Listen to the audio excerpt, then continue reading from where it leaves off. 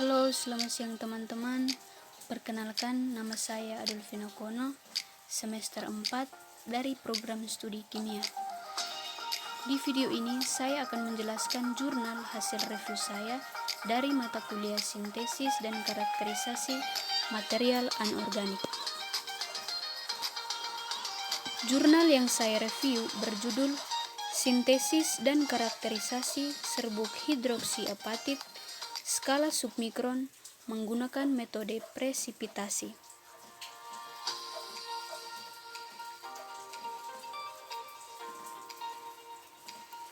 Seperti yang kita ketahui bahwa tulang manusia merupakan organisasi struktur hierarkis atau bertingkat yang tersusun dari level submikron hingga mikron.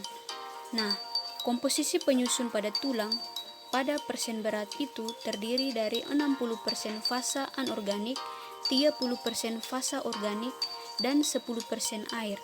Sedangkan pada persen volume itu terdiri dari 40% fasa anorganik, 35% fasa organik, dan 25% air.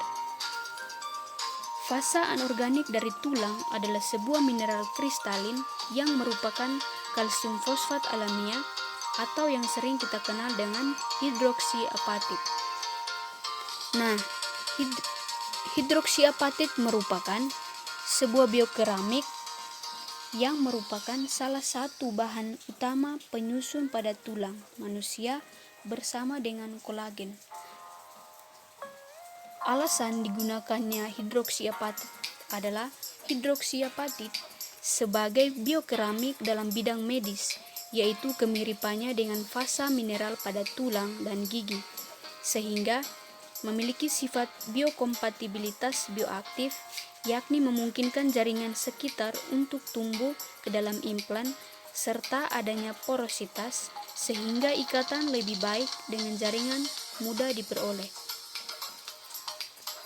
Aplikasi penggunaan hidroksiapatit dalam bidang medis itu biasanya adalah sebagai pelapis untuk material implan berbasis logam untuk meningkatkan biokompatibilitasnya. Baik teman-teman,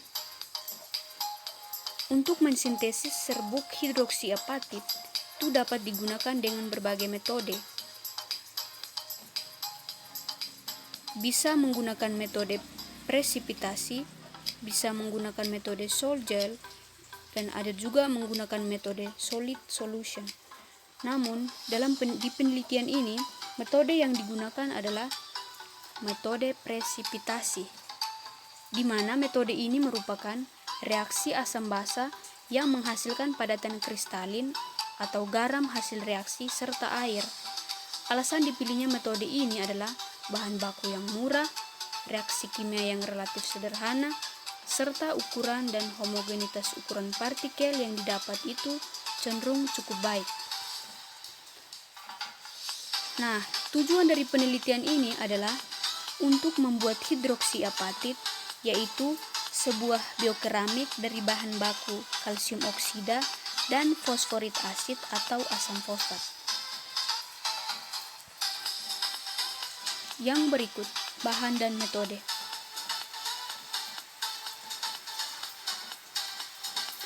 Bahan baku yang digunakan dalam penelitian ini adalah yang pertama kalsium oksida dan asam fosfat. Yang kedua Aquades. Alat yang digunakan dalam penelitian ini adalah menggunakan 3 instrumen, yaitu instrumen XRD, SEM, dan FTIR. Ketiga instrumen inilah yang nanti digunakan untuk mengkarakterisasi sampel yang dianalisis.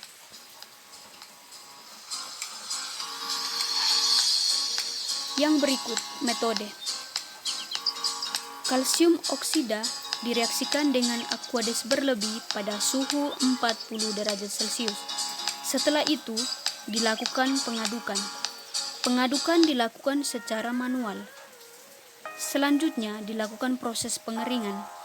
Proses pengeringan dilakukan pada suhu 105 derajat Celcius untuk memperoleh serbuk kalsium hidroksida atau CaOH2 kali. Serbuk kalsium hidroksida kemudian dilarutkan lagi di dalam aqueous terkontrol dan diteteskan asam fosfat secara perlahan, yaitu sebanyak 0,25 liter per menit. Setelah itu, dilakukan pengadukan. Pengadukan dilakukan selama 24 jam pada suhu 40 derajat Celcius. Larutan yang diperoleh kemudian diukur pH larutan menggunakan pH meter elektrik. Catatan, pH larutan itu harus tetap dijaga, yaitu pada pH 9 dan pH 11. Selanjutnya, larutan dikeringkan pada suhu 105 derajat selama 5 jam. Larutan yang dikeringkan kemudian diberi perlakuan panas. Nah, untuk perlakuan panas dilakukan pada suhu 150, 800, 900, 1000, dan 1100 derajat Celcius dengan laju pemanasan 7,5 derajat Celcius per menit serta holding time-nya itu 2 jam. Setelah dilakukan perlakuan panas, selanjutnya adalah dilakukan proses pendinginan. Proses pendinginan dilakukan secara normal, yaitu di dalam tungku sampai temperatur ruang. Langkah terakhir yaitu serbuk hasil sintesis dan perlakuan panas siap untuk dikarakterisasi menggunakan difraksi sinar X atau XRD dengan radiasi cuka pada panjang gelombang 1,54 angstrom, yaitu dengan menggunakan XRD merek Philips Analytical X-ray BF. Untuk karakterisasi menggunakan FTIR, karakterisasi menggunakan teknik pelet KBR dari bilangan gelombang antara 4000 sampai 400 cm pangkat min 1. Untuk karakterisasi menggunakan instrumen SEM, yaitu untuk mengetahui morfologi dari sampel, digunakan SEM merek Philips tipe XL20 yang dilengkapi dengan EDS tipe DX40.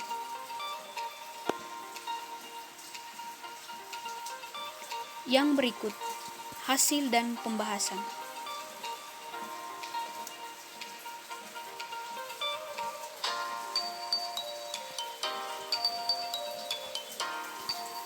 Pola XRD untuk sampel pada pH 9 dan pH 11.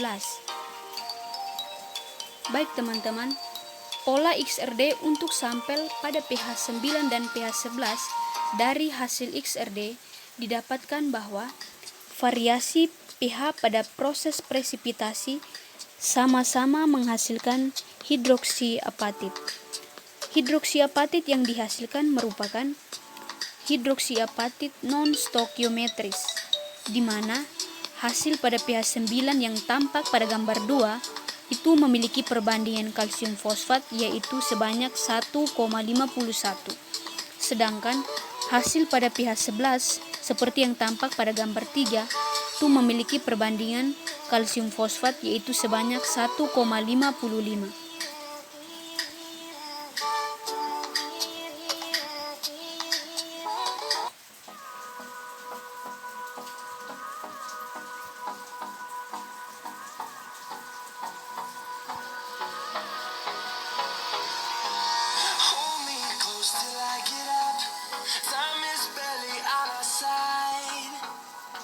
Berdasarkan hasil perhitungan ukuran kristalit, ukuran partikel hidroksi apatit hasil sintesis menggunakan metode presipitasi dan perlakuan panas antara suhu 150 sampai 1100 derajat Celcius adalah 83 sampai 118 nanometer, sehingga dapat dikategorikan partikel submikron.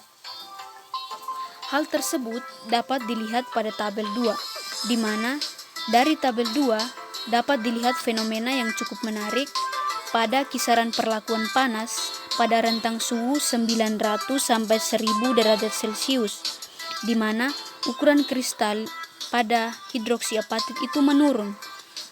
Menurunnya ukuran kristalit itu diperkirakan terjadi karena disintegrasi partikel hidroksi apatit.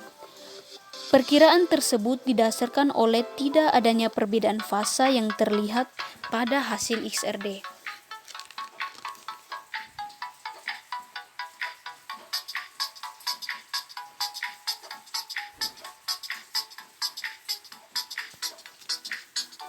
Spektrum hasil uji FTIR untuk sampel pada pH yang sama, yaitu pada pH 9, tetapi pada suhu yang berbeda, yaitu pada suhu 800 dan 1000 derajat Celcius. Nah, dari hasil FTIR, yaitu pada sampel A2, itu menunjukkan adanya karbonat atau CO32- yang ditandai oleh adanya ikatan CO pada puncak 1461 cm pangkat min 1. Kehadiran gugus tersebut adalah dari reaksi hidroksiapatit dengan karbon dioksida atau CO2 yang terdapat dalam atmosfer pada saat sintesa dan perlakuan panas. Terlihat bahwa intensitas puncak ini berkurang pada hasil FTIR pada sampel A4 yang ditunjukkan oleh puncak pada 1457 cm pangkat min 1. Nah, berkurangnya intensitas puncak tersebut itu menunjukkan berkurangnya konsentrasi kelompok karbonat yang disebabkan oleh peningkatan suhu perlakuan panas. Oleh karena itu, adanya karbonat itu tidak dikatakan buruk, karena memang pada tulang manusia sendiri itu memiliki karbonat yang merupakan substitusi dari fosfat. Namun, karena pada proses sintesis ini adanya karbonat tidak dikontrol, maka dikategorikan sebagai pengotor.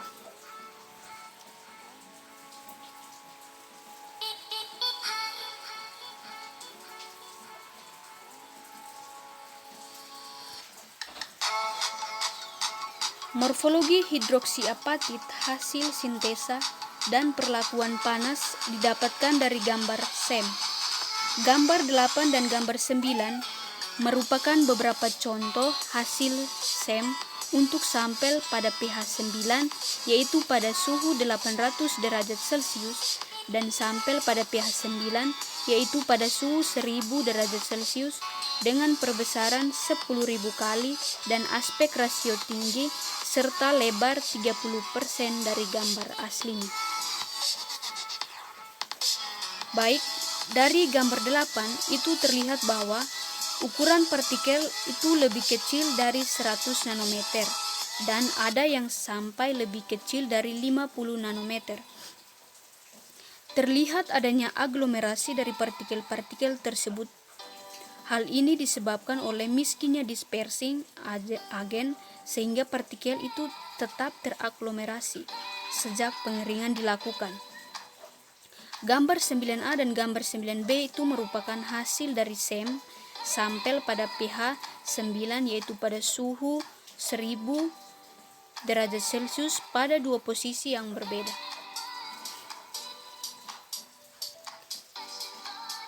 Pada gambar 9A itu adalah bagian dari sampel yang lebih terdispersi sehingga masing-masing partikel dapat terlihat lebih jelas. Dari kedua gambar tersebut dapat dilihat bahwa partikel hidroksiapatit berbentuk spherical menuju granular. Bentuk granular merupakan hasil repening pada saat nukleisasi dan pertumbuhan kristal hidroksiapatit, di mana umumnya sebuah partikel yang lebih besar akan mengintegrasi partikel yang lebih kecil di sekitarnya. Aglomerasi pada beberapa bagian serta keberadaan porositas dari hidroksiapatit itu terlihat pada gambar 9B. Range ukuran partikel dari hasil SEM adalah antara kurang dari 50 nanometer sampai dengan 750 nanometer. Perbedaan hasil pengukuran morfologis dengan hasil perhitungan menggunakan metode Scherrer dapat disebabkan oleh beberapa hal. Antara lain, pengukuran morfologis dilakukan dengan metode overestimate atau diameter partikel yang diukur adalah sumbu terpanjang dari partikel, dan pengukuran morfologis dilakukan secara subjektif atau partikel yang diukur hanya beberapa buah saja sehingga tidak representatif.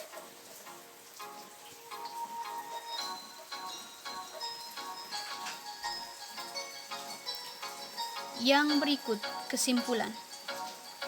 Dari hasil yang diperoleh dapat ditarik beberapa kesimpulan. Di antaranya, yang pertama, sintesa hidroksiapatit menggunakan metode presipitasi dengan parameter proses yaitu pada pH 9 dan pH 11 itu telah berhasil dilakukan. Dari hasil sintesis, perlakuan panas serta karakterisasi diperoleh hidroksiapatit dengan ukuran partikel rata-rata antara 80 sampai 120 nanometer. Kristalalitas hidroksiapatit yang diperoleh adalah antara 32 sampai 92%. Yang berikut, bentuk partikel hidroksiapatit yang diperoleh adalah spherical menuju granular. Pengotor dalam hidroksiapatit hasil sintesa dan perlakuan panas adalah karbonat yang berasal dari reaksi dengan karbon dioksida atau CO2 dari atmosfer. Dan yang terakhir, fasa sekunder dari hidroksiapatit adalah kalsium oksida berupa hasil degradasi termal yang merupakan akibat perlakuan panas dari hidroksiapatit.